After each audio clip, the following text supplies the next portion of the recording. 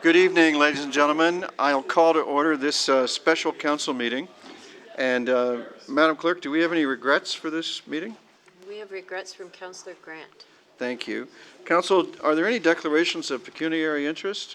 Madam Clerk, I see none. Council, our one and only discussion item for this meeting is the Intake 2 for Canada 150 Community Infrastructure Program submission, which I trust that you've had a chance to read.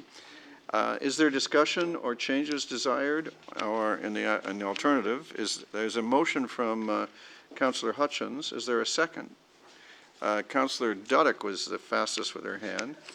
So now I'll still ask for discussion. Councillor Adams. Just wanted to know if our staff have had any further discussions on the phase 2 of the federal government's programs in terms of their municipal funding of various infrastructure projects. You're talking about this particular program? Sorry, no, I'm not speaking I'm not specifically speaking of the Canada 150, but of the larger phase 2 program. No, we have not. Thank you. Councillor Chisholm. Yes, on the Appendix A of the report, the prioritization, are they best to the worst, or are they in any chronological order? They are not in a priority order. We have changed our tactic a little bit with this submission. In previous years, what we have done is, or in previous programs, what we've done is we've picked what we thought was the best fit and sort of put one application forward.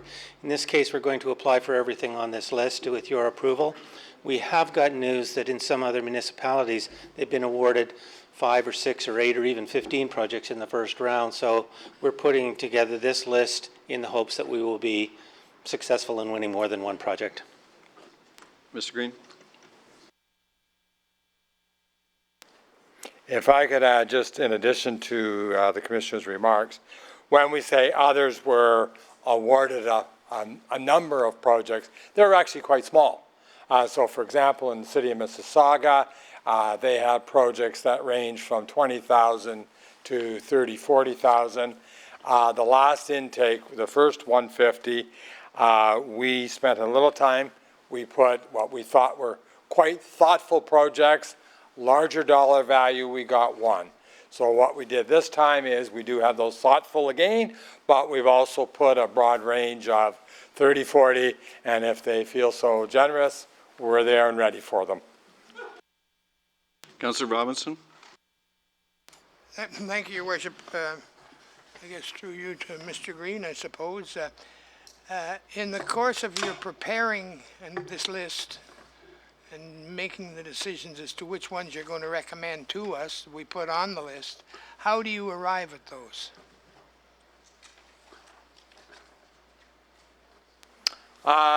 We certainly canvass with our finance department, Mr. Mark for Parks and Open Space, Nina DeVal for Recreation, Dan Cozy, looked at projects that were in the right dollar range, that were not currently funded, are not currently in a program, so that's the types of projects we've invited.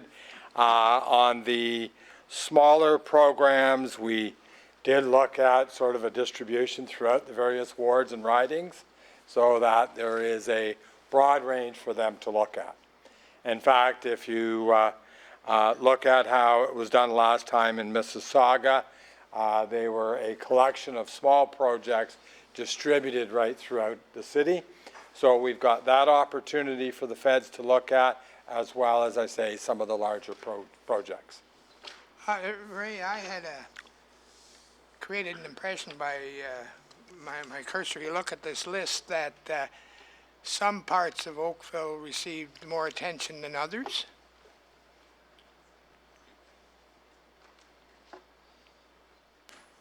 Certainly at the larger projects, we looked at a number that I wouldn't actually call award-based.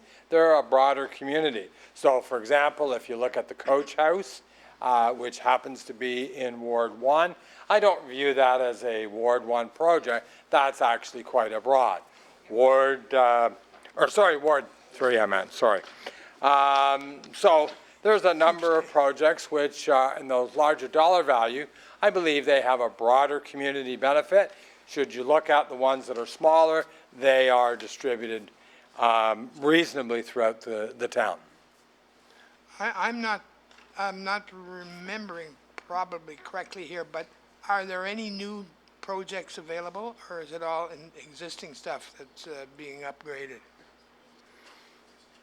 It's all existing.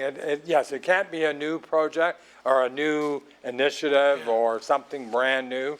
It has to be something that's renovation, community-based, and infrastructure related. It can be green energy, things like that. Thanks, Mr. Green. I mean, it goes from everything from windows to windows and doors and HVAC, in fact. The answer's fine, thanks. Thank you, Councillor. Councillor O'Meara. Thank you, Your Worship. My question really, on a larger level is, I guess, what do you want from us here tonight? Apart from the obvious, just to approve the list, but were we supposed to be vetting a larger list to this smaller list? Do we have access to other things that are on the list that aren't included? Or I'm just trying to wonder what it is that we're supposed to be either approving or not approving tonight, or what other things.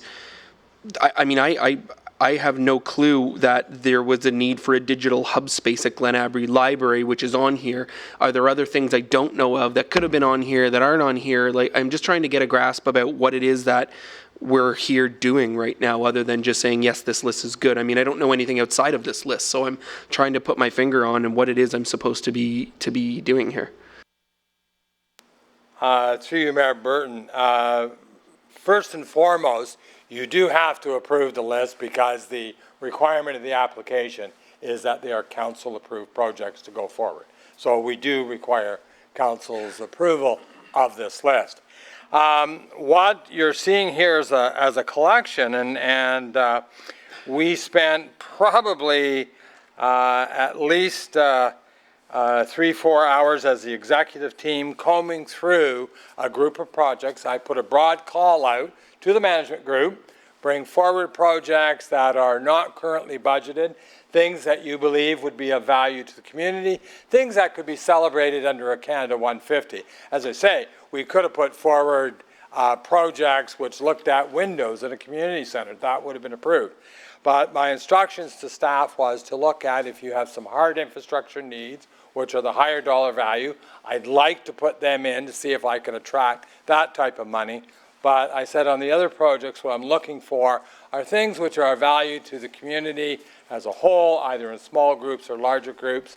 And as your professional staff, this is the list that we've brought forward, which we believe, based on looking at other municipalities, what occurred the last intake, these are ones that we think will qualify.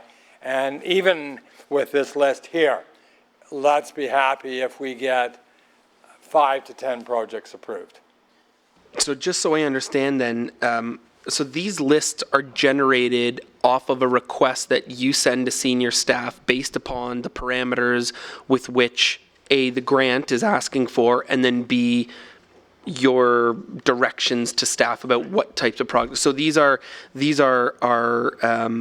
basically one-off lists that we would see, and there's not a big scroll of things that we scroll down and we move into the yes column when a grant comes. That can change from time to time. I mean, some of these have appeared before. Like if you look at the previous intake, there's a number of the projects that are just rolling forward, extensions to what we got approved last time. So, and the way this list was put together in terms of the criteria, it wasn't looking for shovel ready, but it had to be things that could be completed, I believe, by 2018. So we looked at those projects where we've done some of the planning, or they could be readily had with minimal effort that's within the capacity of staff to deliver, or perhaps a minor consulting assignment.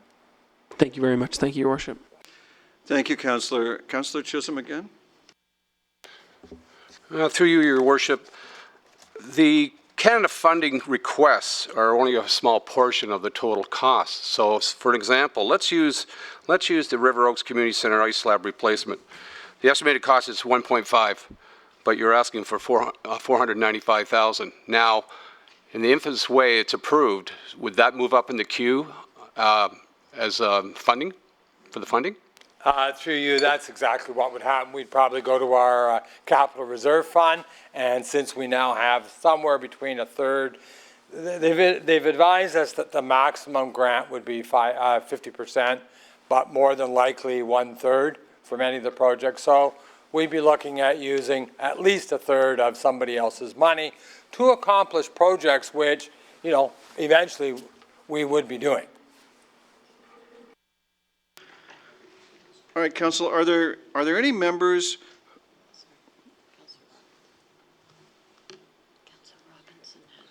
Councilor Robinson again? Thank you, Worship. Very, very quickly. For example. Mr. Robinson, would you be kind enough to pull your mic over so that you're speaking into it? Thank you. Okay. Similar, I think, to what Ray was leading up to. The Bronte Harbor dock replacement of $90,000 versus the total cost of $275,000. Does that $90,000 go directly to the cost of something to do with the master plan, or is it to be spent on something additional to the master plan? In this case, it's actually replacement of existing docks. So it's not really related to the master plan as it is infrastructure that is being upgraded. A state of good repair, as Commissioner Bell just mentioned. So, Council, having regard to the list, are there any items on there that you would like to remove?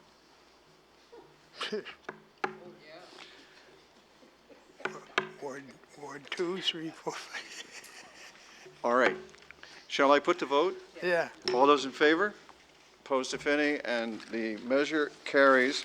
Could I have a mover and seconder for consideration reading of the bylaws? Councillor Lapworth, Councillor O'Meara, all in favor? Opposed, if any, and the bylaws are approved. That completes our work. Thank you for your energetic attention to this, and we are adjourned.